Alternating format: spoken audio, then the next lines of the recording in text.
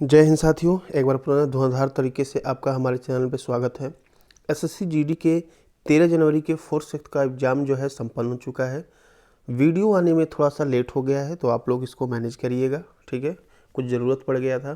तो आइए fourth shift के जीके, जीएस और करंट अफेयर हिंदी से जो भी प्रश्न पूछे गए थे उनकी हम यहाँ पर करेंगे व्याख्या। तो आइए सबसे पहले प्रश्न की बात कर लेते हैं। देखिए, प्रश्न ये पूछा गया था, किसे आत्महत्या की थैली कहा जाता है? तो लाइसोसोम को आत्महत्या की थैली कहा जाता है। इसके बारे में थोड़ा सा और हम बताएं तो लाइसोसोम को कोशिका की आत्मघाती थैली कहा जाता है, क्योंकि वे कोशिका को खराब करने वाले पाचक एंजाइमों का स्राव करते हैं, ठीक है। चलिए आगे बात कर लेते हैं। पूछा गया था भाखड़ा नागल बांध जो है किस राज्य में है? तो देख लीजिए, इसके बारे में यदि बात करें तो भाखड़ा नागल बांध एशिया का दूसरा सबसे ऊंचा बांध है और पंजाब और हिमाचल प्रदेश की सीमा पर है, ठीक है। अब ऑप्शन में हिमाचल प्रदेश था तो ठीक है, उसको क्लिक कर देंगे। भाखड़ा बांध सतलज नदी पर बना है, ये भी जानिएगा। यह भारत का सबसे ऊंचा सीधा गुरुत्वाकर्षण बांध है। ये गुरुत्वाकर्षण पूछता है, अगर सबसे जनरली ऊंचा कहेगा तब तो हम टिहरी को कह देंगे, ठीक है। लेकिन गुरुत्वाकर्षण कहेगा सबसे ऊंचा भारत का, तब आपका भाखड़ा आ जाएगा 207 मीटर है। टिहरी बांध की 260 मीटर टिहरी का है सबसे ऊंचाई पर। अब अगले शिफ्ट वाले के लिए इम्पॉर्टेंट पॉइंट है जिसका आगामी एग्जाम है। रंजीत सागर बांध, जिसे स्थानीय रूप से थीन बांध के रूप में जाना जाता है, का निर्माण रावी नदी पर किया गया है, ठीक है। सलाल बांध चिनाब नदी पर है, क्लियर है, जम्मू कश्मीर में।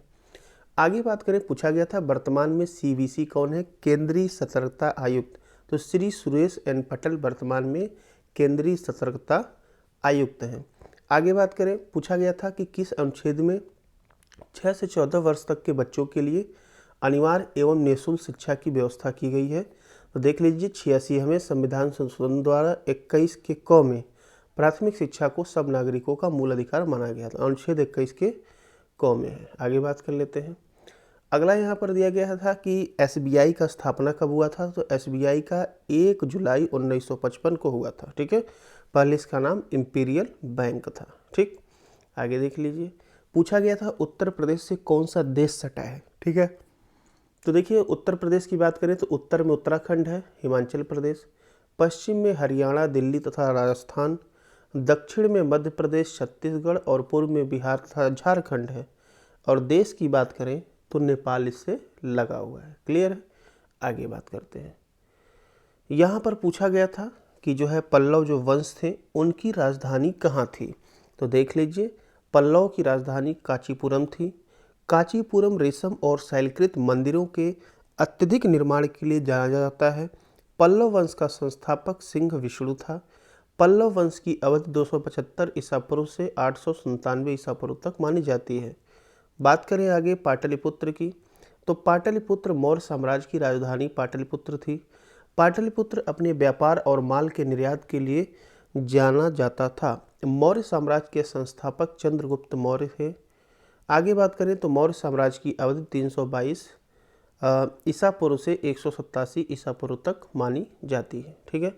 आगे बात करें कुछ और जो कि आगामी एग्जाम में पूछा जा सकता है, राजगीर। तो मगध साम्राज्य की पहली राजधानी राजगीर थी, ठीक है। मगध साम्राज्य के संस्थापक राजा बिंबिसार थे, ठीक है। आगे बात करें तक्षशिला की, तो गांधार साम्राज्य की राजधानी तक्षशिला थी और गांधार राज्य का संस्थापक द्रुह राजकुमार गांधार थे, ठीक है। आगे बात कर लेते हैं। अगला प्रश्न पूछा गया था कि जो आपका अरसा माइनर है, ठीक है, इसको और किस नाम से जानते हैं? तो इसको ध्रुव मत्स्य, छोटे सप्तर्षि या लघु सप्तर्षि के नाम से भी जाना जाता है। आगे देख लीजिए, पूछा गया था कि भारत में माइक्रो फाइनेंस की शुरुआत कब हुई थी? तो यह 1956 से भारत में माइक्रो फाइनेंस कंपनियों की शुरुआत हुई थी। अगला पूछा गया था कि सबसे अधिक रणजी ट्रॉफी कौन सी टीम जीती है? तो ये जो है मुंबई ने जीता है, सबसे अधिक इसी के ट्रॉफी 41 बार दिया गया है। इसने घरेलू क्रिकेट टीम पर कब्जा किया है। अगला प्रश्न पूछा गया था कि फोगड़ी नृत्य जो है किस राज्य का है? तो यह गोवा का एक लोक नृत्य है जो कोंकण क्षेत्र की महिलाओं द्वारा गणेश चतुर्थी और व्रत जैसे धार्मिक त्योहारों के दौरान किया जाता है। अगला पूछा गया था कि फार्मूला 1 की शुरुआत कब हुई थी?